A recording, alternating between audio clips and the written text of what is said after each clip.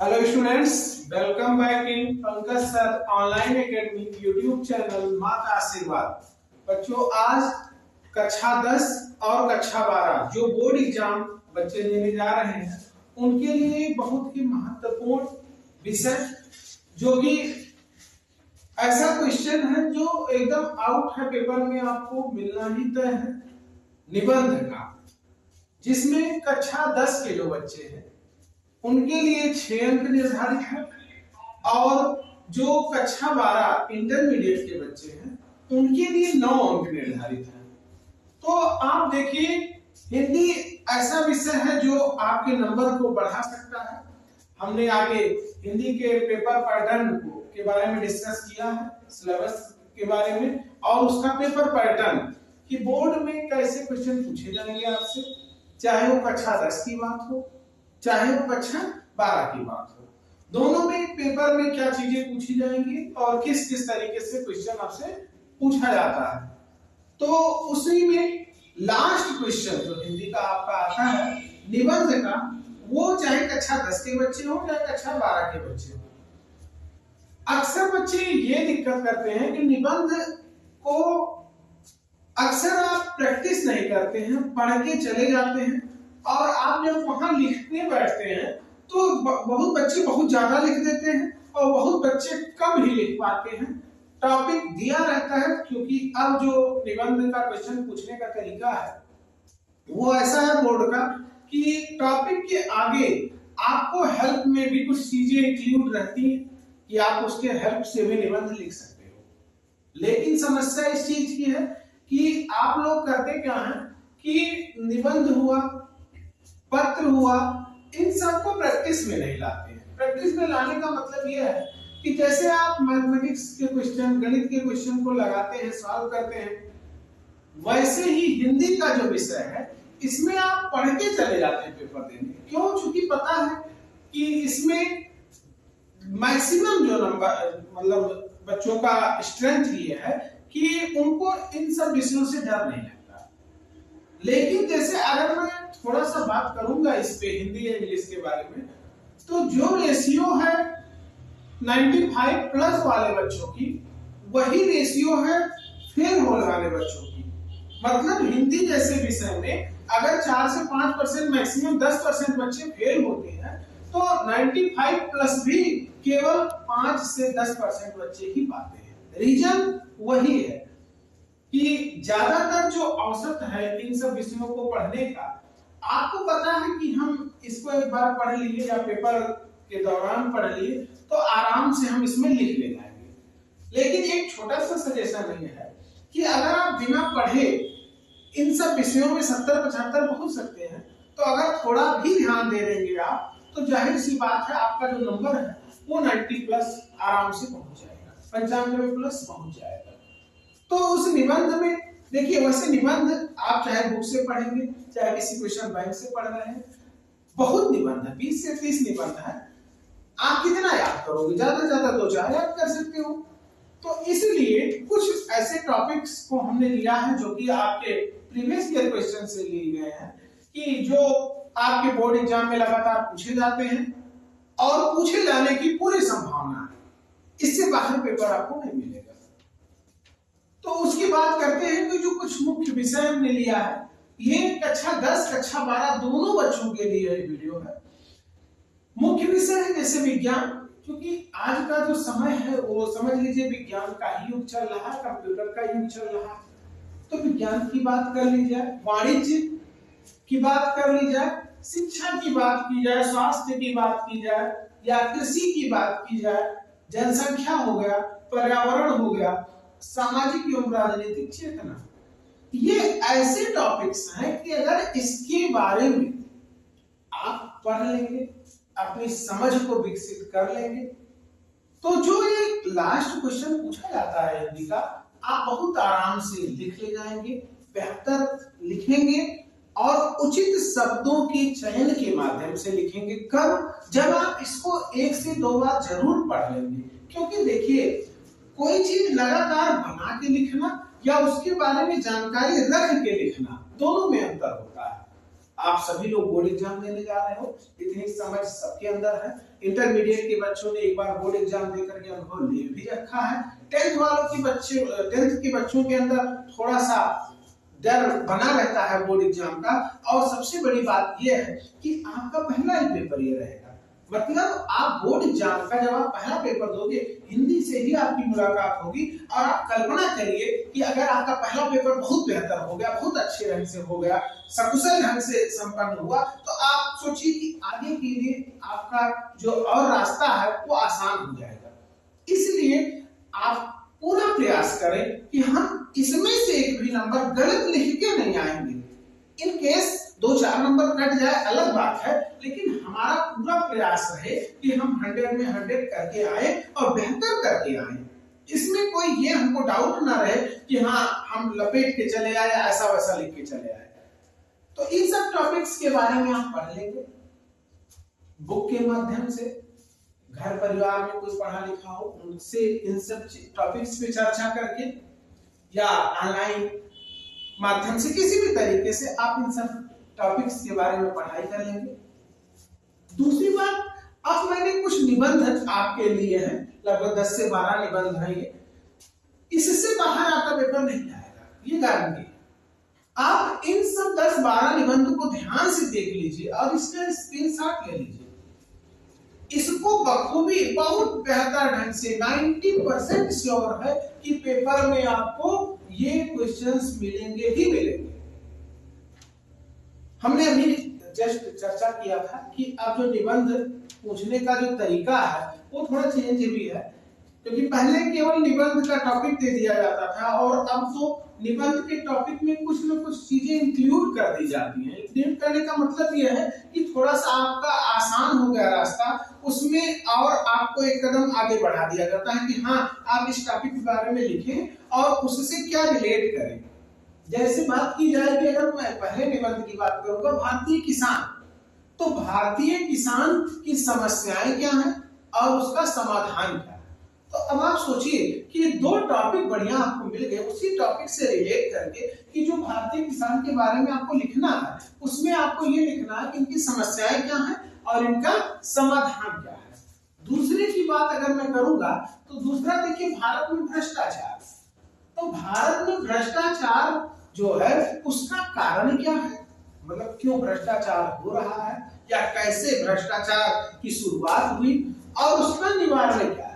कि भ्रष्टाचार को दूर अगर आपको करना है तो आप क्या क्या सोचते हैं कि ये होना चाहिए, इससे भ्रष्टाचार हो जाएगा। तो कारण और निवारण।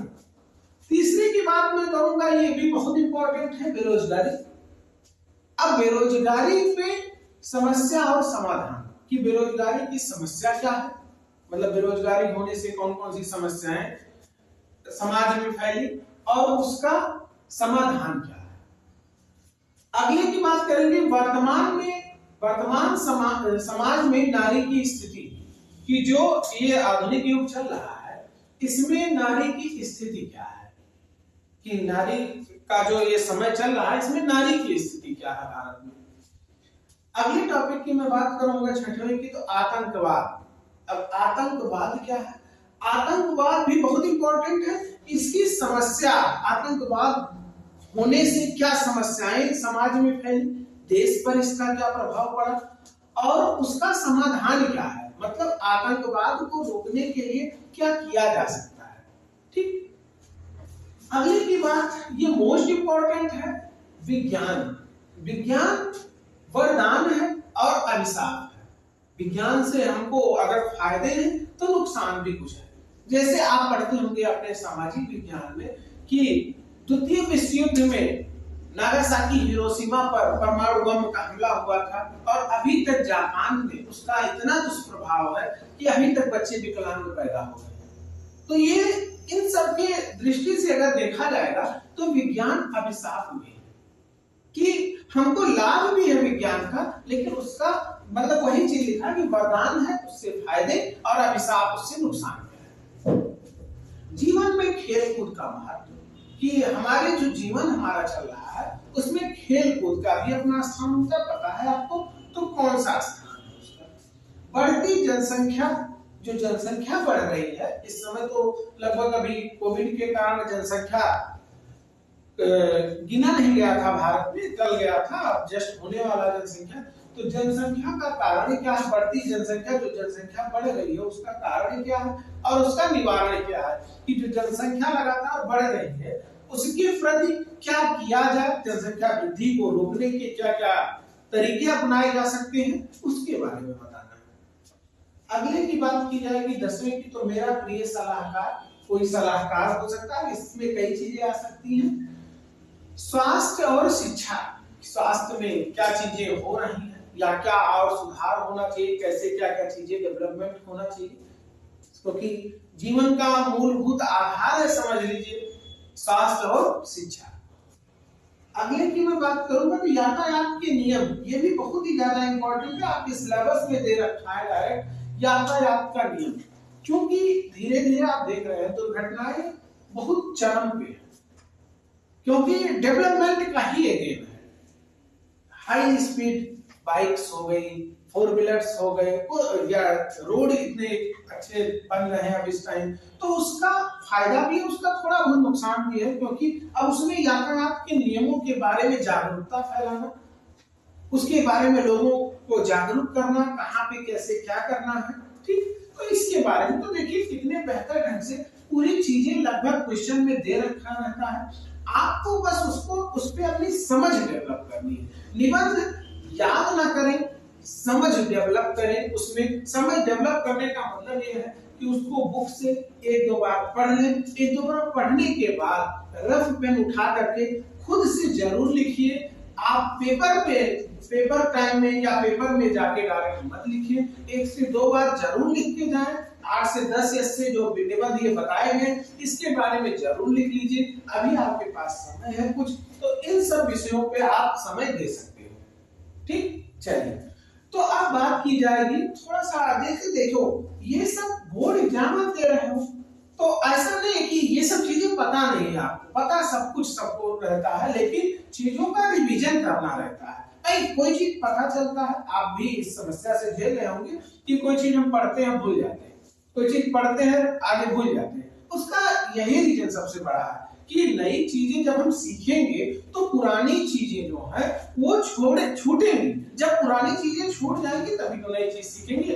तो इसलिए जो हमें सीखा है उस सीखने को अपने अंदर आत्मसात कैसे करेंगे, उसके लिए रिवीजन जरूरी होता है। इसलिए अगर आप इस 6 नंबर है 10th का, 9 नंबर है 12th का, अगर आप इस वीडियो को एक बार देखते हैं पूरा, तो आपके दिमाग में इससे रिलेटेड चीजें विचार बनेंगे कि हाँ इसमें क्या पूछा जाता है, कैसे क्या पूछा जाएगा, कैसे लिखना है, इसके बारे में थोड़ा सा चर्चा करूंगा आपसे।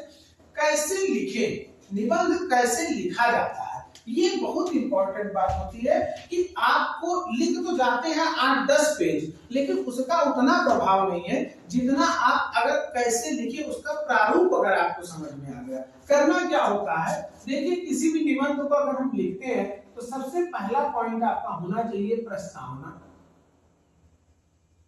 पहला पॉइंट प्रस्तावना।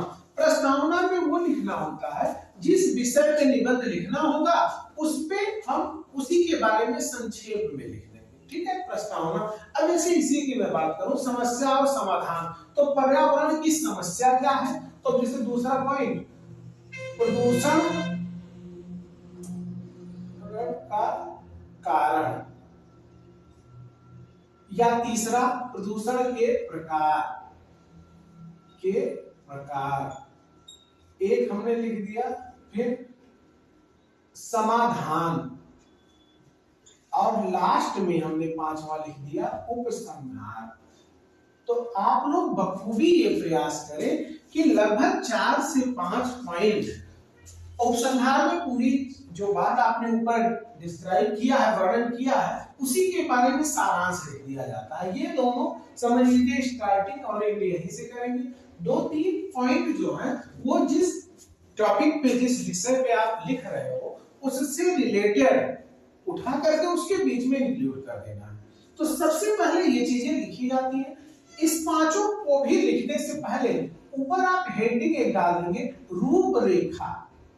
रूपरेखा, और रूपरेखा के अंतर्गत ये सब हेडिंग्स आप कर देंगे। तो अगर इतना एग्जामिनर जैसे कॉपी चेक करता है, तो अगर आप लिखते हैं कुछ तो उसको उतना ज्यादा नहीं पड़ेगा, लेकिन अगर आप इसको किसी ब्लैक पेन से हाईलाइट कर देंगे स्टार्टिंग में, उसको पता चल जाए कि आप इस विषय में क्या समझ रखते हो। निबंध का मतलब यही होता है कि आपको उस विषय के बारे में कितनी समझ है, ये आपको बताना रहता है। ठीक है, तो अगर आप इस तरीके से लिख दोगे तो यही से चीजें पकड़ में आ जाएंगी कि हाँ बच्चे ने क्या क्या चीजें लिखने का प्रयास किया है। तो थोड़ा बहुत देख के आपको अच्छे खासे मार्क्स मिल जाते हैं। तो प्रयास आप ये करेंगे, शुरुआत में ऐसे हेडिंग्स बनाएंगे, और हेडिंग के में ध्यान देने वाली बात ये है, बुक में ना लिखा हो कोई मतलब नहीं है, क्योंकि कॉपी वही अलग चेक होती है अगर अच्छा लिखा है और बच्चों से हटके लिखा है, तब आपकी कॉपी की मार्किंग अलग तरीके से होती है। दूसरी चीज कब लिखें, ये भी बहुत बड़ा पॉइंट है। अक्सर बच्चे ये करते हैं कि अगर वैसे तो लिखने का पैटर्न है कि अंतिम में लिखें, कोई बच्चे अंतिम में लिखने के चक्कर में ऐसा होता है कि छूट जाता है निबंध, तो निबंध छूटने का मतलब पूरा नंबर ही चला गया। तो आप टाइम मैनेजमेंट, मैंने बार बार कहा है, किसी भी पेपर को देने से पहले आपको उसके सिलेबस, उसके पीवाईक्यू मतलब प्रीवियस ईयर क्वेश्चंस के बारे में पता होना चाहिए। आप 2-4 सेट कर डालिए, घर पे करिए, उसी समय में करिए कि किस समय आपका पेपर है, उस दौरान आप आंसर पेपर या कोई मॉडल पेपर लेकर के बैठें और उस माध्यम से लिखें। लिखने का सबसे सही समय क्या है, पेपर से लगभग 1 घंटे पहले, 1 घंटे पहले आप निबंध लिखना शुरू कर दे। पेपर से पहले मतलब ये नहीं कि पेपर ही नहीं स्टार्ट हुआ उससे पहले 1 घंटे पहले घर पे लिख के जाओ, हमने 1 घंटे पहले लिखा था, ऐसा नहीं करना।